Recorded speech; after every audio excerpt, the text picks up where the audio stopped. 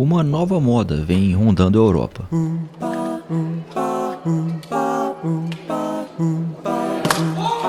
É uma forma não muito ortodoxa de lidar com a arte. A justificativa é chamar a atenção para questões ambientais. E a novidade já chegou à Austrália. Mas será que essa moda pega aqui também no Brasil?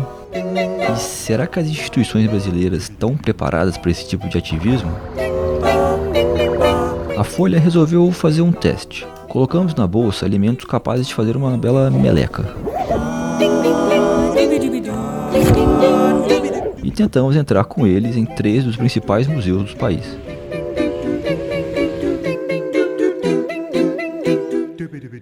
Primeira parada, Avenida Paulista. 2 repórteres entraram na fila dos museus carregando 2 pacotes de molho de tomate, um de leite achocolatado e um vidrinho de cobertura de chocolate. Cada jornalista carregava 2 bolsas pequenas. No MASP pediram que a gente abrisse as bolsas. Mas foi fácil esconder os alimentos embaixo de blusas ou sacos plásticos.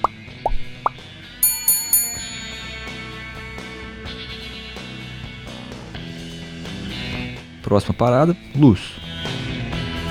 Na Pinacoteca, a equipe da recepção não foi muito com a cara da mochilinha da repórter e pediu para deixá-la no guarda-volumes. Não foi dessa vez que o Todinho foi passear na Pinacoteca. Mas o molho de tomate e a cobertura de chocolate passaram ilesos pela segurança.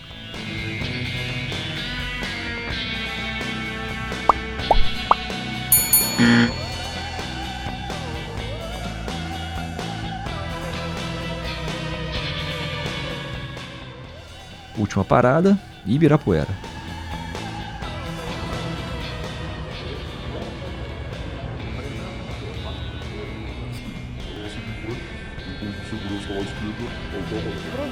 Para entrar, foi só seguir em frente, sem nada ou ninguém impedir a entrada com alimentos.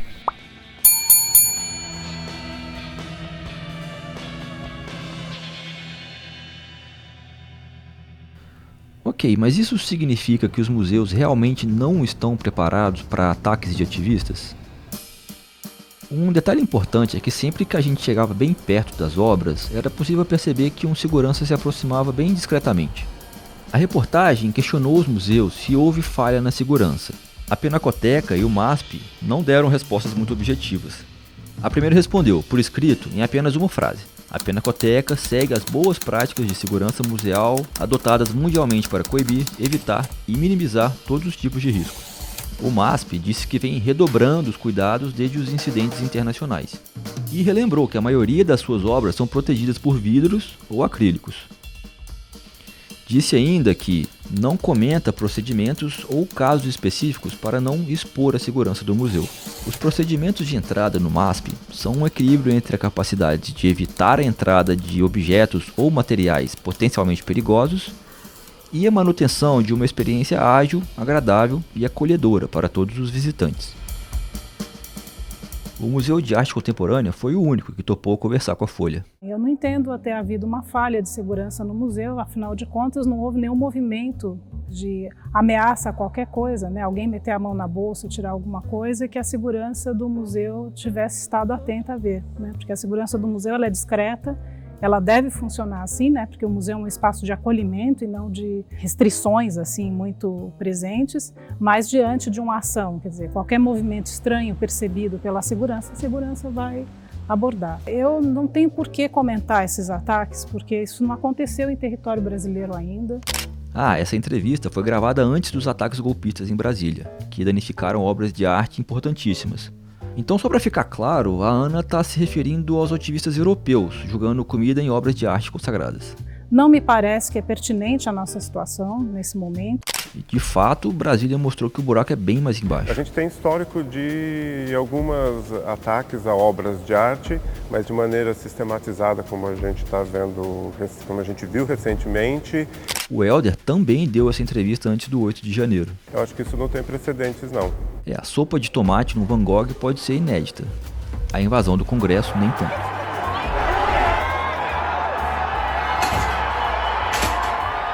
se nós tivéssemos um tipo de segurança muito ostensiva, né, ela se torna também complicada, ela é ostensiva para o visitante também, né? Então essa medida tem que ser justa e, na verdade, a nossa maior preocupação, de fato, é com a preservação das obras. Nos casos que a gente conhece, nenhum deles, dos ativistas, teve maiores problemas nas obras. Teve-se alguns problemas nas molduras, mas, pelo que eu percebi, nada muito grave. Uma obra, quando ela é criada, ela é protegida por dois tipos de direitos autorais. Existem os direitos autorais patrimoniais, que são aqueles de exploração econômica da obra. Agora, existe um segundo tipo de direito autoral, que é o direito moral de autor. Esse direito ele não pode transferir. E um desses direitos é o direito de garantir a integridade da obra. Esse direito de garantir a integridade ele não pode transferir para terceiros, então continua ou com o autor ou com os sucessores dele. Nessas obras que são muito famosas, muito importantes, ainda tem um interesse social sobre aquelas obras. Então a gente pode pensar ainda também em uma violação de um direito coletivo, de um dano moral coletivo, por exemplo, pela violação do patrimônio cultural e artístico que pertence à sociedade. No dano moral, existe uma subjetividade maior do juiz. Não existe nada na lei que prevê, no contexto de um protesto, por exemplo, se aquilo vai diminuir ou não o valor da indenização. Mas fica muito mais a critério do juiz definir. Nada impede que o juiz acabe levando isso em consideração para fixar o valor. Se ele achar que o fato de o dano ter acontecido no contexto de um protesto, se aquele protesto é legítimo, ele pode eventualmente fixar uma indenização menor por dano moral por causa disso. Muitos museus já estão tomando medidas de segurança mais austeras, né? Proibindo realmente que entre com bolsas, com mochilas, com sacolas, em alguns casos até com jaquetas. Então, o que a gente vai ver é que a segurança vai ser redobrada nesses museus mais visitados. É sempre duro, eu acho, para um diretor de museu, por exemplo, tomar essa medida quando isso é necessário. Eu só lembro o seguinte, a gente de fato está restringindo a entrada de mochila no prédio do MAC. Se você coloca ali a exposição, você coloca numa posição mais vulnerável. Mas assim, você não vai poder colocar tudo na reserva técnica e ninguém vai ver, aí não adianta. E haja reserva técnica, se fosse também para guardar tudo isso que muitos museus têm. Então você precisa desse espaço, porque não pode esquecer da função do museu. Ele guarda esse patrimônio, mas ele também tem esse caráter público, mesmo que não seja um museu público, né? Ele tem esse caráter público de disseminar isso para a sociedade. Então, assim, independente do custo que essas obras possam atingir, o mais importante que a gente tem que lembrar é que não tem reposição, né? Você não consegue repor uma obra, seja de que artista for, se ela tiver um estrago muito grande.